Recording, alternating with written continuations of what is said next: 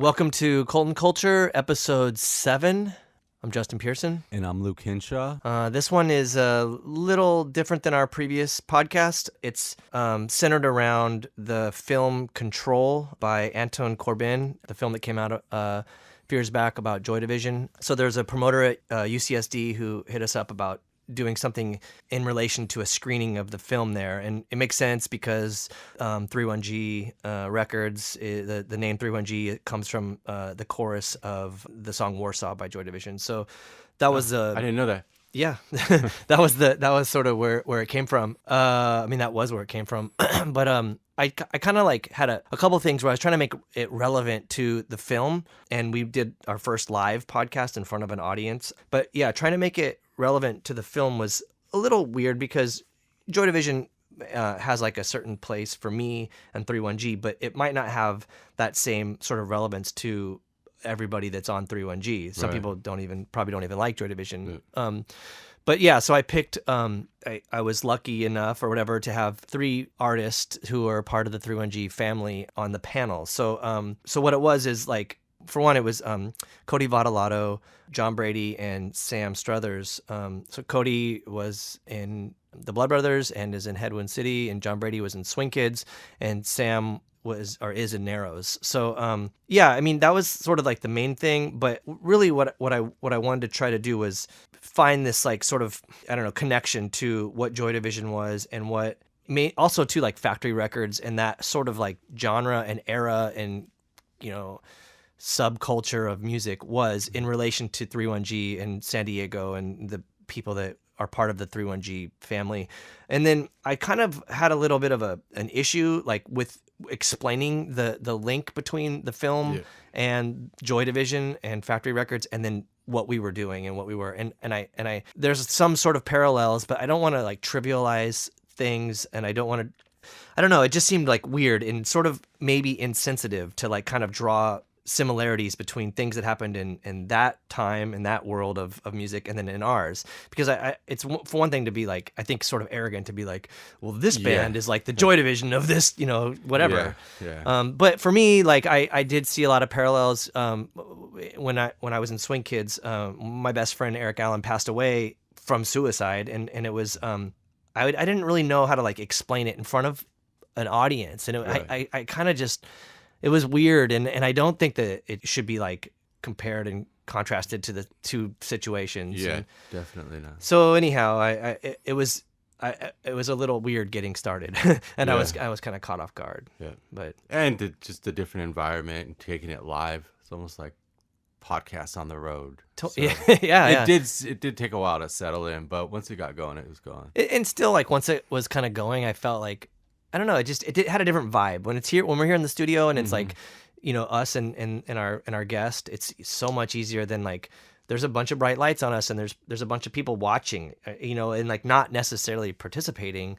It just seemed a little awkward, but regardless, we did it and it was cool and it was pretty rad for San Diego, I think, and I think it was fun. I don't know. Yep.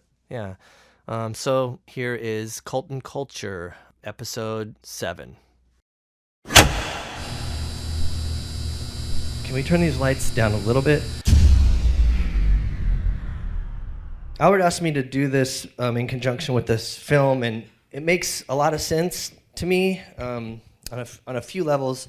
I don't want to sound like, that's Joy Division, and that's something spectacular. But I think that we in San Diego had a similar thing happen for us, and maybe in 10 more years or something, it'll be as cool or as like sentimental or sad or whatever as Joy Division was. But regardless, we're all part of this thing, and we did something. And I don't know if, like, I was in a band called Swing Kids, and we covered Warsaw by Joy Division, and weirdly enough, I started a record label and I needed a name. And so the chorus of the song Warsaw is 31G, so I started a record label, and it was weird because I liked Joy Division a lot, and it made sense, but I didn't think about it. It just kind of happened, and there's a lot of parallels to what happened in Joy Division's existence to things that I've been part of. So a good friend of mine passed away.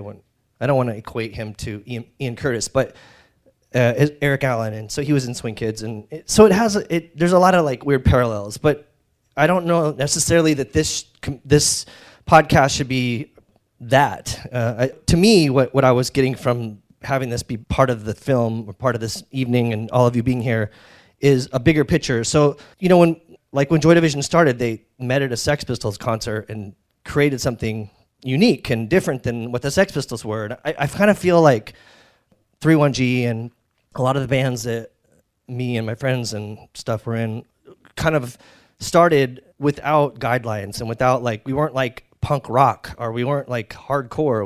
We were everything and nothing. So that's the goal of this conversation here. So I have a few friends from 31G family, and we're going to have a conversation about what we created accidentally. And so again, it draws parallels to Joy Division. And so yeah, I'd like to introduce you to a few friends.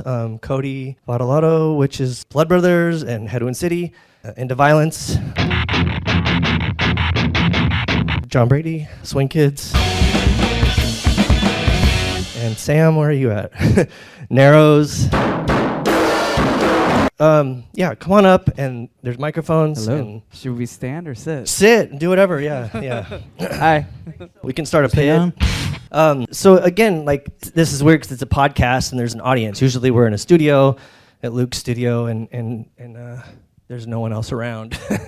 So it's kind of weird. But yeah, thank you guys for being here, and thank you for existing and doing the stuff that you do on many levels, because I feel like it's important to a lot of people, and not that it can equate to record sales or something, but I'm pretty sure all of us have had someone come up to us at some point on tour or write us an email or something and say, like, you saved my life, and it's pretty fucking cool to hear stuff like that. So maybe so I do feel like there is something in what we do, and it does speak to like the weirdos and the outcasts or whatever. But I want to ask each of you, and just jump in whenever, but I wonder how we all got to where we are now, but how we started what we were doing, because I don't think any of it, for me and for John, I mean, when we started Swing Kids, it was never calculated. We never had I don't think we had any idea what we were doing. It happened, and then it ended, and we moved on and did other things. But how did we get here?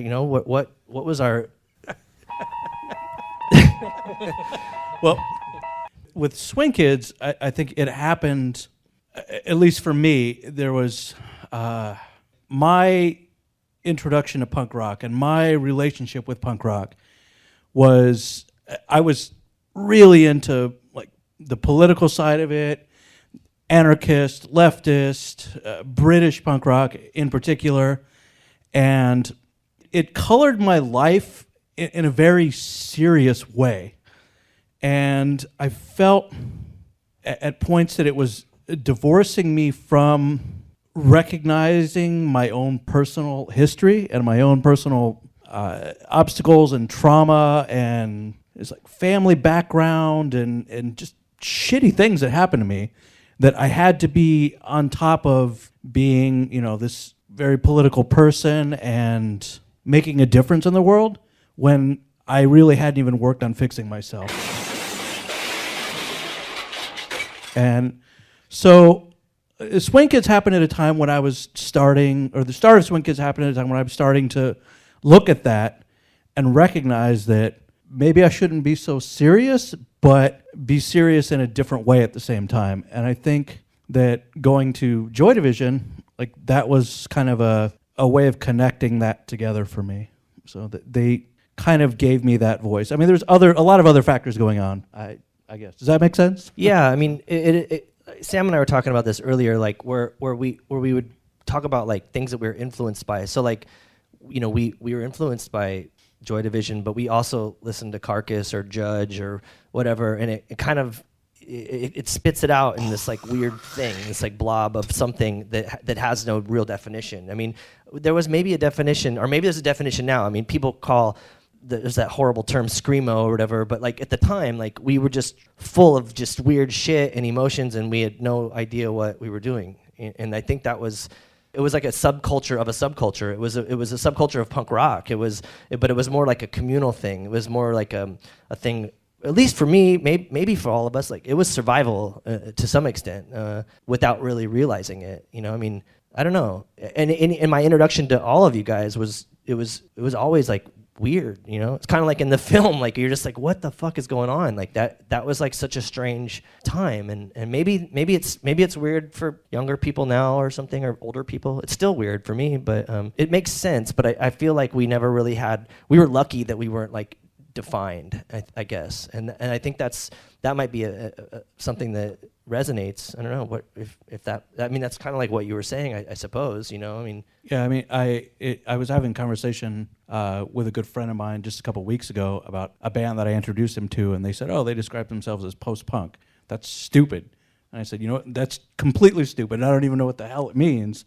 You know, same thing with when you define Joy Division or whatever else as post-punk.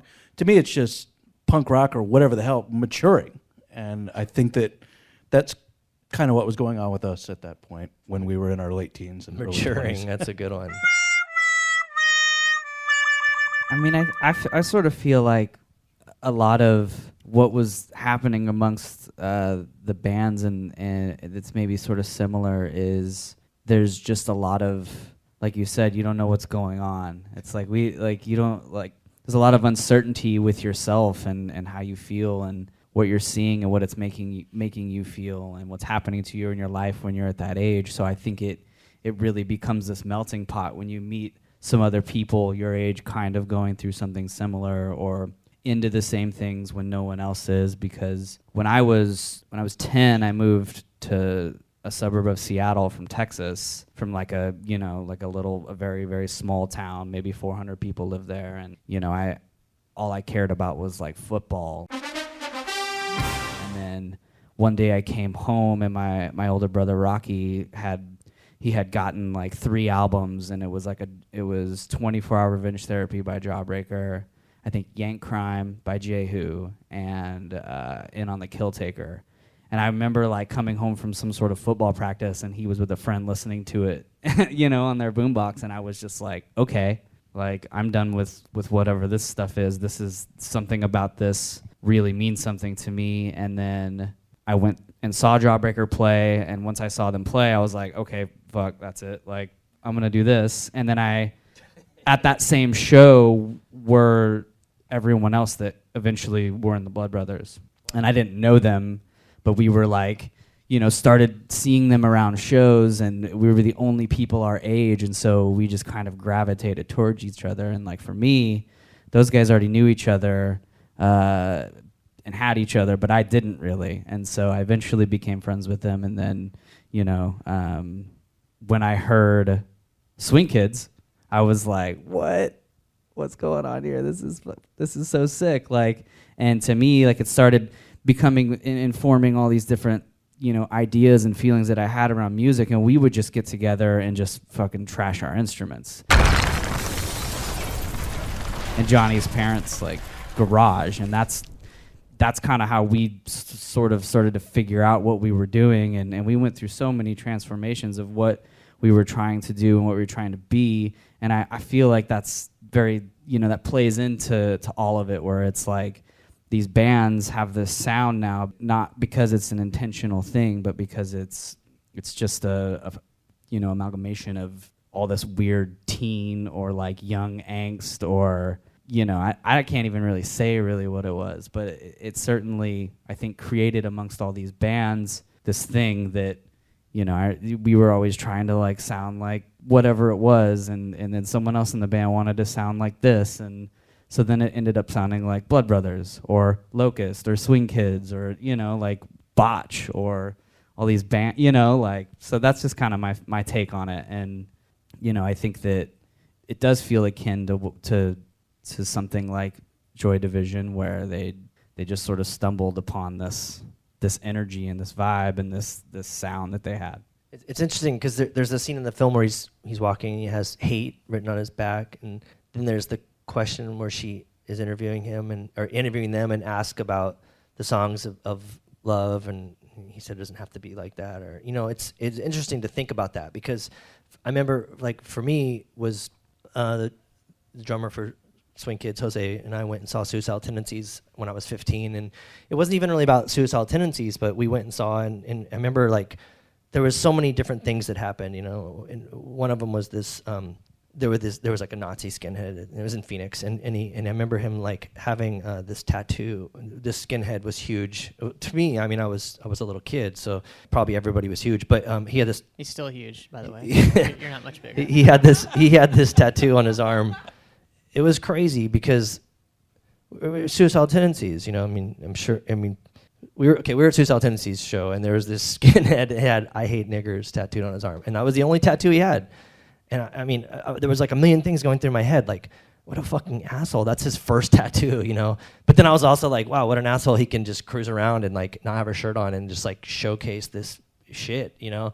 But I remember like the reaction that I had as a small young person was just, I was so frustrated. But the next day, like, you know, Jose and I started our first band, Struggle, which had people from Swing Kids. And eventually, you know, that band broke up and became Swing Kids. But there was that energy, that fucking angst and the pissed off everything, and it translated. But I think it ended up translating differently with stuff like Swing Kids, or even like seeing the Blood Brothers, where there was a nuance to it, and even though we didn't really know what the nuance was, or we weren't like calculating it, it was like there was like this sort of gracefulness to what was happening. So it was like polarizing. So it was like jagged and rough and shitty and abrasive, and it also was soft and nurturing. I don't know if that's something that you. Yeah, I mean, I think there was a lot of for some reason desire to just to make us like a sound with an instrument that would put you off in some way, or make you just feel like a little like messed up from it and discordant, I guess.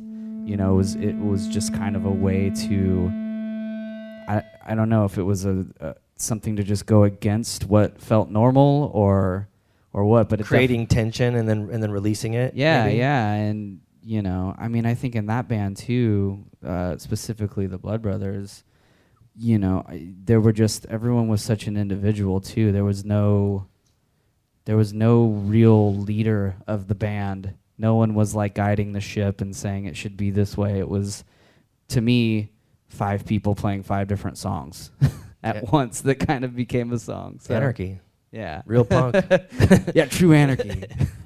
But I don't know, maybe not to be nostalgic, but I still feel like that. I mean, even like when Retox toured with Narrows, I still felt like all those shitty feelings, you know, and even like when Headwind City recently toured, like you still feel like, I mean, for me, I still felt that angst, and I felt that confusion, and I don't know, it's weird. Yeah, I think it's in your DNA.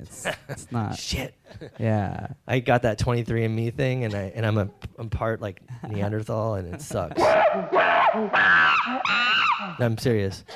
It's really a bummer. I can definitely say that growing up in going to San Diego, like hardcore shows, had a heavy influence. You don't really realize it until like, I mean, I guess I didn't really realize it maybe until just now.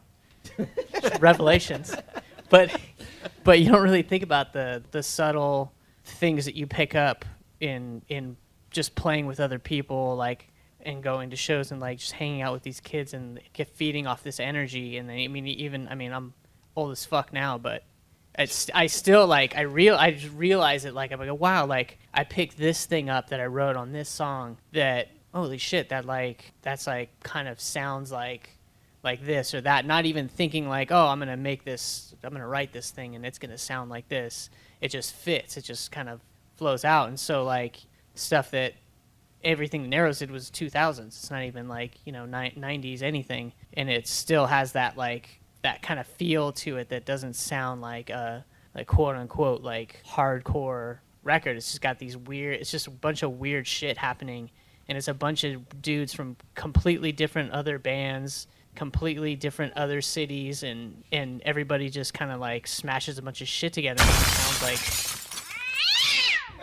but none of us really cared. It's just like the outlet, right? So, and I feel like that all stems from I guess wherever you grow up and wherever you you know, whatever you're influenced by, your friends are influenced by all the stuff you listen to, all the stuff you're surrounded with. So like Swing Kids, Locust, like Broken, all that San Diego stuff. Like I was a metal kid.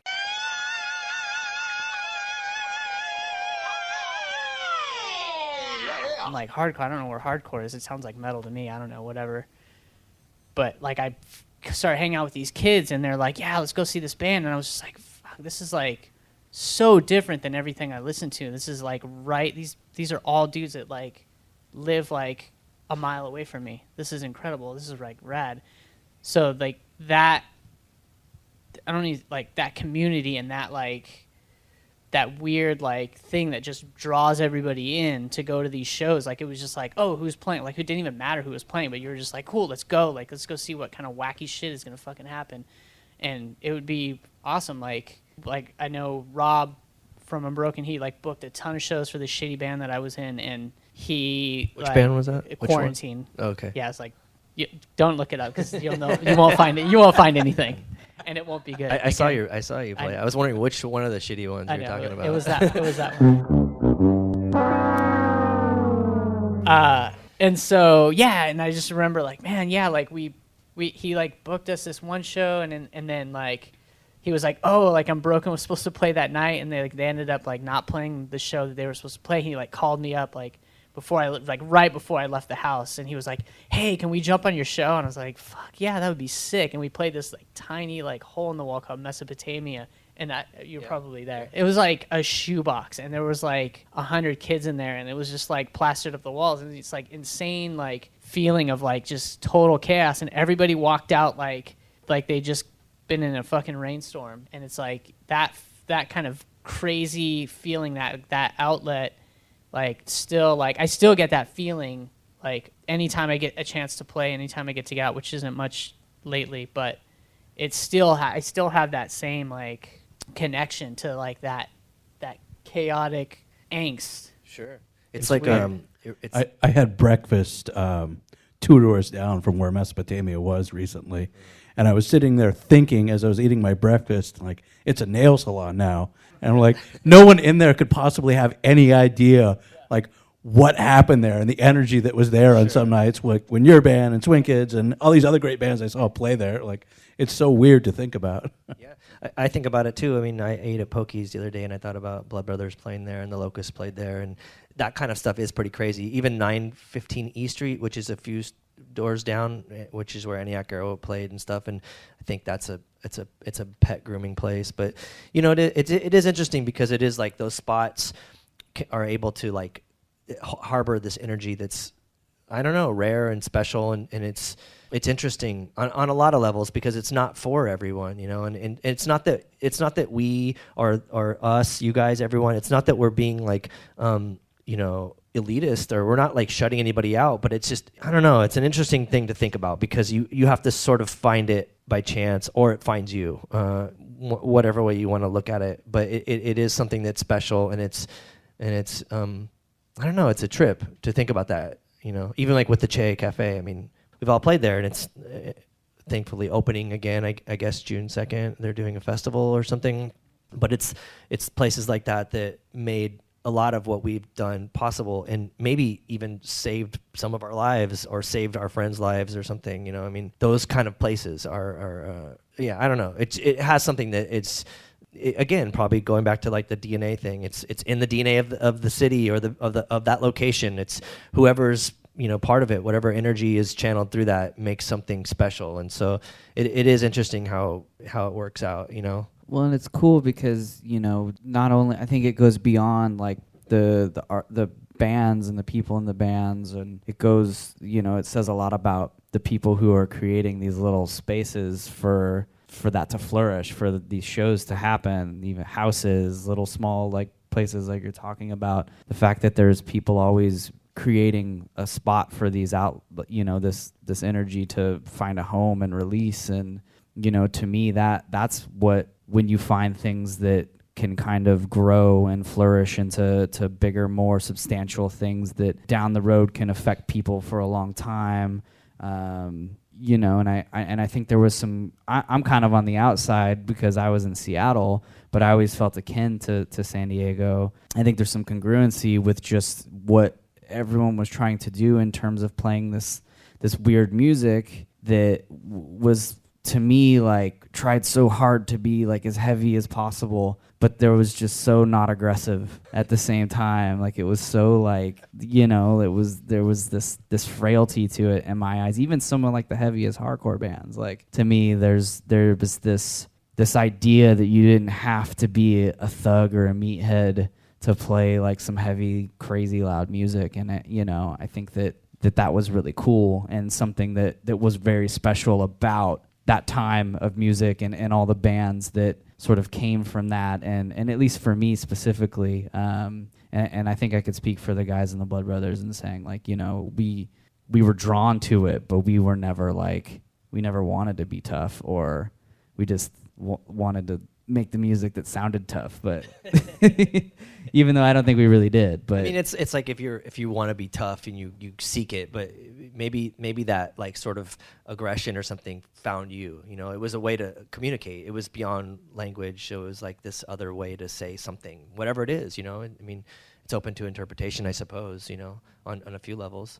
But I mean, speaking of like the sort of like, I don't know, like toughness or masculinity aspect. I one of the things that really stuck with me was when I toured with Narrows. I remember every night, like, and well, maybe this also ties into like, you know, Dave being from Botch and the Seattle kind of connection or whatever. But like, it was Retox, which I sing in, and Narrows, and Sam drums in, but I was talking to Dave about, I don't know what it was, like how it came about, but our conversation was, he was kind of like commenting on like your performance, or like my performance as like a singer or whatever, and I was like equally like tripping out on his, and he's a big dude, and he seems like a hardcore singer. Yeah, he's a paramedic. Is he a fireman? He's a firefighter. Yeah. But I was like, man, so what do you like? What's the deal? Like, what's the deal? Like, what's your thing that you do? And he goes, right before, you know, Sam counts us off into the first song, I find the biggest dude in the crowd, and I just fucking go for that guy. And he's like, and I was like, what? And do what? You know? And he's like, well, I mean, they're here to see us, and I'm pretty sure he's like, I'm pretty sure they're not gonna like beat me up or whatever. But like he tries to, you know, just attack someone, like, but maybe not like in an aggressive, violent way, but just in some with energy, or I don't know, like some spiritual shit, you know. But like he would engage with one big motherfucker. He engages every night. And I'm like, dude, like, and it was funny because I was like, if I did that, the guy would just lay me out, you know. I mean, I'd be, and I would. What do you think you did with a room full of Codys? He just leaves it be. He's like, I'm gonna stay on the stage tonight. We're cool. But it was a trip, you know, because take the night off. Yeah. He gave me, like, he complimented me and kind of like said something about like, I don't know, equating to like a dog with rabies in the corner or something. And I was like, I guess, you know, like snarling or something. But it was funny because that also resonated with me, because when I would see the Blood Brothers play, I mean, Jordan kind of like would post up, you know, by the drums and just fucking look so sick and evil, like more evil and tough than like fucking, you know, Judge or something, you know, like. Yeah, he's pretty damn cool. It was great, but it was cool because it was harboring like that energy, and it had like it had aggressiveness, and there was hate involved in that, and there was love involved in it too, but it didn't have, you know, gender and masculinity and stuff. And I think that was like a really awesome, important thing, I think, for all of our bands, you know, to kind of like be gender neutral, I suppose, you know, and I mean, I saw that, you know, like kind of in a lot of the stuff that we were all growing up and listening to, you know, that was like sort of like the unspoken guideline, I guess, you know. I mean, even with Unbroken, you know, watching Dave. Well, Unbroken was an interesting thing for us, for me, for San Diego, because it was like they all looked like Morrissey and they sounded like Slayer, and they were like better than all other hardcore bands of that time, and like, you know, they play with straight edge bands that were just like trying to be fucking tough. And then it was like, you know, Unbroken, it was like, again, it was like that, it was that thing that I was saying, like it was like gracefulness, you know, like it's more of a feeling, like there's a tension, like something's gonna break at any moment. There was like this build, like it was always a build, and you were like, ready for it. Like there was a tripwire, and you're just like, something's gonna set this off. And you didn't have to. There didn't have to be a muscle, and there didn't have to be a gun, and there didn't have to be like a literal, I'm gonna fuck you up. It was like this tension, this like build, and you were just like waiting for something to happen. And even if it didn't happen, it still felt like you were exhausted by the end, and you were like, that was like, it's like incredible. It's like this just wildness, and you can't really even, I mean, like, I don't even know if I'm doing it justice in describing it, but it's like, it's this thing where it was like a palpable like energy, and I feel like it did more for me in going like, wow, that's heavy, versus like I mean, I listen to some heavy stuff, like anything that's like where it's like somebody's purposely like, I'm gonna be heavy, I'm gonna down tune this guitar, and it's gonna sound the chuggiest, slowest, sludgiest, and everybody's gonna swing their arms, Earth Crisis-y bullshit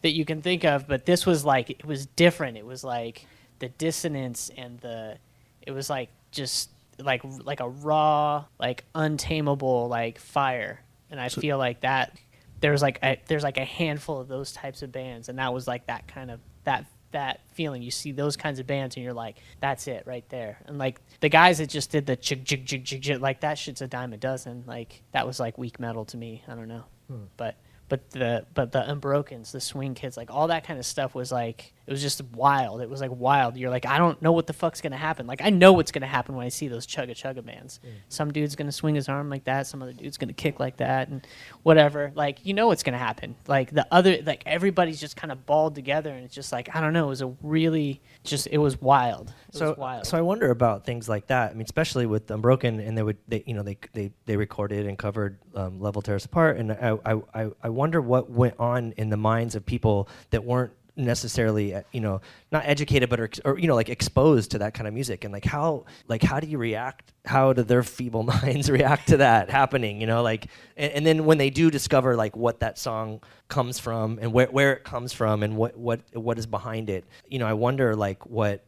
I don't know. It's just like, again, I feel like it's redefining or maybe blurring the defining lines that a lot of bands or people or artists or whatever have. And I don't know. I mean, maybe and again, going back full circle, I don't feel like we've ever really had those guidelines or restrictions, because for me, like I remember seeing like bands, any band that any of you guys have been in as well, but like stuff like Antioch Arrow where it was like, or Heroin, or even Crossed Out, or whatever it was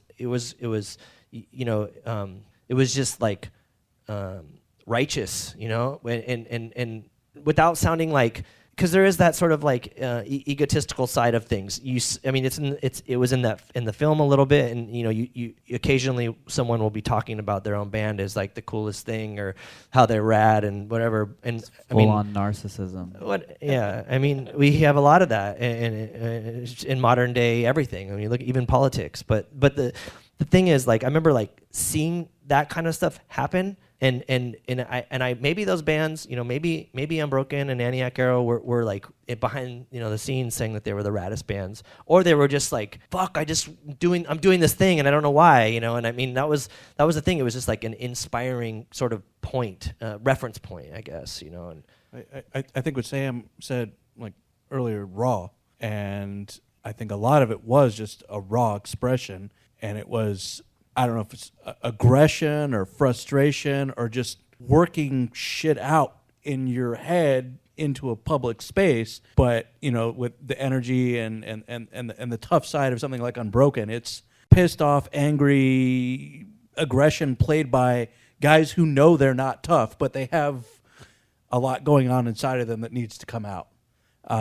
And sure, there's egotism in that. There's like, hey, pay attention to me, or maybe help me figure this out. I don't really know. But maybe for help. But maybe for possibly, yes. There's got to be somebody else that feels like me. But maybe that's the thing, is like going back to the Mesopotamia thing or the Che or whatever. Like there was never like, it was kind of like the whole show was a thing. It wasn't like the band and the audience. We were all like engaging to some extent. Like everybody would leave. What'd you say, like wet or whatever? And our hurts or. And I think that was like, I mean, I remember like going and seeing bands like, like going and seeing Antioch Arrow and like being scared, for my life. Which brings the question of like, how the hell did we all end up there? When people often ask, like, San Diego, it's such a nice, pretty place, and it's like paradise, and what the hell's wrong with you guys? Why are you doing this? It's a very valid question. I don't know. I mean, everybody's. I can't really speak to the people that were more on the fringe and didn't quite get it and weren't really in and part of it. I mean, I know why I was there, and I assume that a lot of the people that I'm close to and still good friends with today, I kind of get why they were there too. But as far as somebody who wasn't as engaged with it, I don't know what they thought of the whole thing. Yeah, I mean, maybe they got it or they didn't, and that's what it boils down to. I don't think I understood it. I just was like amazed by it, and that was all it took. It's interesting, but I do think it might be that the city is a good point, because I don't know about Seattle, but for San Diego, it was like it's set up for tourism, and it's set up for this sort of like nice brochure, and so then there's like, well, what about the people that live here? And it goes beyond just like, I don't know, like white guys in a band, but it goes on like to other aspects too. I mean, culturally speaking, it's a fucked up city, and it's a really mean. There's a mean underside to it that I think like sucks for a lot of people. And so I think for punk and even things like hip hop and other elements of art, it's a way to communicate to others about real issues, So I don't know. Even if it's not like spelled out in like an obvious manner, if it's like sort of abstract or open for interpretation, I think that there's still communication happening that goes beyond language, which also ties into like the sort of a discordant aspect of a lot of the music we were all playing or are still continually playing. Do you think Seattle was like that for you? I mean, Seattle was, Seattle's far, but there was like some venues there that really cultivated, the opportunity for music to happen there. You had the Velvet Elvis, which is, was in like a very sketchy part of Seattle at the time, in an alleyway, and I went to go see every band there, the Monarchid. I saw at the drive-in there. Murder City Devils played there all the time. I think I saw Locust there. Locust played there. We had the Prophet Nor Lord Shall Live. It was just really like a crazy little tiny theater. And then of course there was the Reb and Firehouse, which was like a teen center in the suburbs that really like made all ages music something that could happen, and a place where you could go and play. And it was a teen center that was by design to take in teens that were troubled, and it's still there today doing the same thing, which is pretty cool. It's not as much of a music place, I don't think, anymore, just as the world has changed, but it just was a really good city at the time for being a young person trying to play music, because you had places that could do it, and you had enough people there that were facilitating it happening, and you had enough people having houses that were just like, there was the Aurora Family House, which I'm pretty sure you played at as well, and a lot of stuff came through. But yeah, I mean, in terms of it being a hard city, I think, yeah, like anywhere it is, I think maybe it's a little different there.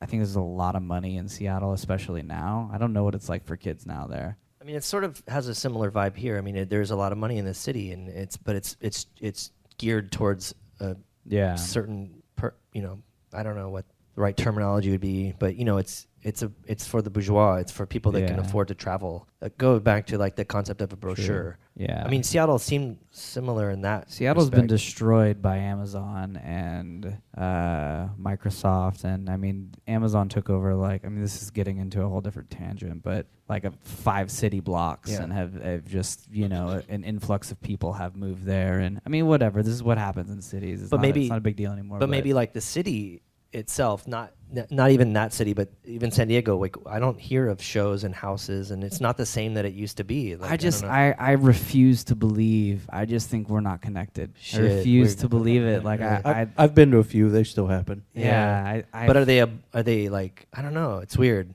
I wonder if they're like it was when. No, I mean it can't be. The world's just different, but there's got to be a version of it. I feel like, and an influx of coming back to it. Like I think younger people are getting turned on by the ideas of of doing things in a much more like simple way. Like I know younger kids are getting 4-tracks. They're, you know, even though it's like a trendy thing, it's like more younger kids are into Polaroids and taking film and, you know, and writing things and creating things in a much more organic way.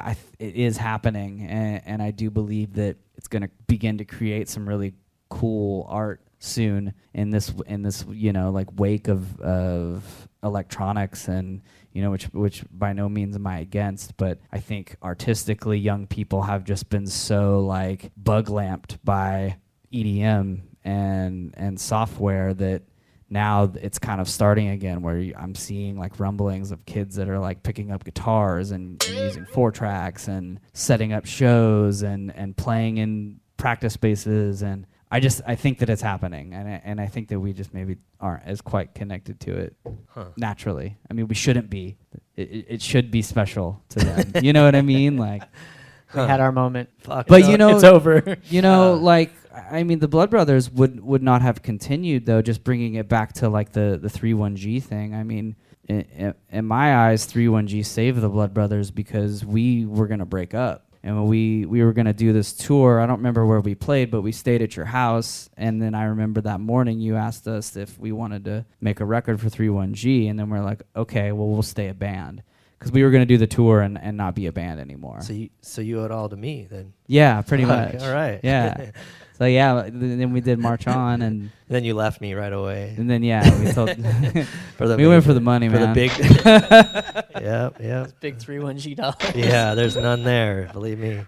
But that's an interesting thing too, because I think like even like I don't want to compare again things to you know the Control, but like I do see some sort of parallels between like how Factory Records was and how it was viewed as like this sort of community of artists and stuff, and I think that like without even realizing it, like 3-1-G became that, and that's something that I can look back on and like be proud of and grateful for, because I was so glad to have a relationship with the Blood Brothers on a you know a multifaceted level. You know, it wasn't just like, oh, those are my friends or we played a show together. It was like they're part of 3-1-G, and that said a lot. You know, or Black Dice or Cattle Decapitation or Quintron, and then it kind of just went bigger and broader and became this thing. And even now, it's like 3-1-G is a weird thing to think about, because you know I had this conversation with a friend of mine who does PR today about how like 3-1-G doesn't make money, and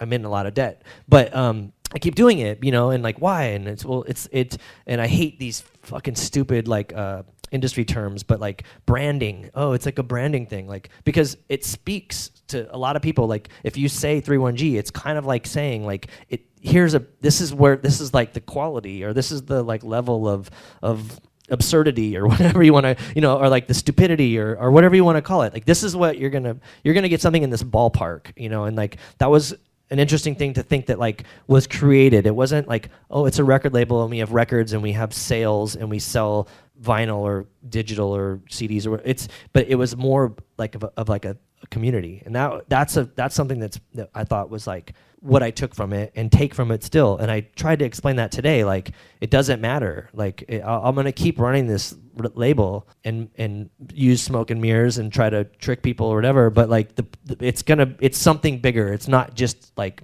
music, you know. I mean, I think it's something that if you're a fan of this label, and you can depend on it to whatever it is that, you know, is going to be affiliated with it. If you're into this like niche, like you're going to like it, or you might hear something weird and new that is pushing some type of envelope, which I always viewed 3-1-G as trying to, you know, cultivate a family of just like, it's like a freak show, you know, it's a circus of different kinds of music, and you could always depend on hearing something kind of different than what else is going on, and it would always, so even if the bands don't necessarily sound the same, there's going to be a life force behind it that I think is linear. But thank you. But I think like I don't want to say like, because 3-1-G is all of you, and it's a lot, everyone on the label, and I feel like it says something bigger. It's like a, you know, it's I don't know how to explain it in simple terms, but like it's like a I don't know. It's I mean, I guess going back to like the idea of like it is a communal thing. It's a community, because people will say like, oh, it's like a 3-1-G sounding band, and I always say like, well, what's that? You know, because you do have stuff that's like speed metal, you know, fucking like Asterisk or something, and then you have, you know, like, I don't know, like the complete opposite of that, you know, like Quintron, and it's like, yeah, you have a dude with an organ from, you know, New Orleans with a puppet show, like that's not, and then we can take that, even Quintron in itself, and bring that into like the tough guy thing, and it's like that guy's a bad motherfucker, you know, and that's a dude that travels with an organ and Miss Pussycat and their puppet show, and like that's some serious shit, you know, and like that's fucking tougher than tough. As far as I'm concerned, I don't know. It's something that I think that says a lot. You can't just like easily create that, or like calculate and create something of that magnitude. It's birthed into the universe by stuff that's beyond us. So maybe that is like why we did all these things that we've done, and I don't know. Unfortunately, but you guys said we're too old though now to keep on. No, that's not what I meant. I think that you took that out of context. My point was like, fuck you, dude. Is the idea that something can be special to a small group of people and sort of branch out to other people who need it at the time. I have to believe that that's happening. And maybe I'm on the outside of it and I'm totally cool with it, but I just don't think that we created ever just because it can't. But I know something equally as special is happening to a group of young people right now. Sure. That, you know. Well, it's a really interesting point, because I remember growing up and like seeing, you know, like, what was it? Target Video would like put out all these videos, like you could see the Cramps play at the mental hospital, and they would put out like, there was like a Black Flag one or Dead Kennedys one, and it, you know, it'd see all these things, and then there was like the documentaries, there was the Clash documentaries, and Joy Division and things like that, and you're like, fuck, man, that like, and the Sex, like even seeing Filth and Fury, like it's probably one of the better music documentaries in my opinion. It seemed very realistic. It showed the like shitty side to what we do, you know, and it was weird, like, but like not shitty in like a textbook way, shitty in the way that like we do this because we actually have no other choice. It's just like in our brains, like we just do it because, well, I don't know, like it's not like that rad to be broke and go on tour around the entire continent and fucking shoplift and shit like that. You know, when you're like in your teens and you're like, I can't even eat, you know, and we have nowhere to sleep. I mean, fuck, I remember being 15 years old and like sleeping outside of some place in Santa Barbara and on the sidewalk, waking up in my sleeping bag covered in ants. Like, that's not cool. And it's 15-year-old kids shouldn't have to do that, but like I had to, and that is something that I think is really important. And so I wonder, like, because we experienced these things and we saw like the Sex Pistols and Joy Division, and we saw all that like from afar, and so then we did the thing and we're doing the thing, and I wonder, like, you know, like if there's a 10-year-old kid right now that's going to watch a documentary on the Blood Brothers and be like, fuck, that is like, you know, have this perception, which is like what we had of the Sex Pistols, is, you know, I wonder if that would be tight. But I wonder if it I fucking hope that happens. That'd be sick. Yeah, just hoping you're not the Sid Vicious of the bunch, I guess. No, we were good. We were good boys. But I wonder, like, if because it is like this really strange thing where people try to like equate it to like another generation. They try to like say like there's this thing, or they long for on that certain level, and it's like, I mean, maybe there won't be another, like, I don't know, maybe the house shows, maybe they're not like, yeah, maybe not. I mean, I remember the show in Golden Hill with the Locust, Blood Brothers, Mars Volta, fucking Moving Units, and it was like literally like total anarchy. I mean, the Che had a show that night. They canceled their show, and everybody was at my house, and it was fucked that was up. Crazy. It was like bad but good, you know. And I think that's like a really cool thing, as long as you're not the landlord. So I wonder, like, maybe that doesn't need to happen again, because I don't know, it was different. There wasn't like a cell phone in everybody's hand, and there wasn't yeah, like, it wasn't being projected to the world. It was special. Yeah, or I something. see what you mean. So it wasn't experienced through the lens of a square in your hand. Yeah, that's true. With that being said, maybe we should just end this. Cool. Yeah, so Before we all sound like a bunch of old farts. No cool house shows happen anymore. We're the coolest ever. The end. well, okay, I mean, maybe it shouldn't be a house show, you know? I mean, I know like Bobby Bray was trying to put on a show in the line coming into Mexico from Tijuana, like put on a performance for the people in the cars crossing the border. Like that's next level shit, you know? And people are going to Mars, you know, like now SpaceX, so maybe we can get a band up there, and that'll be it.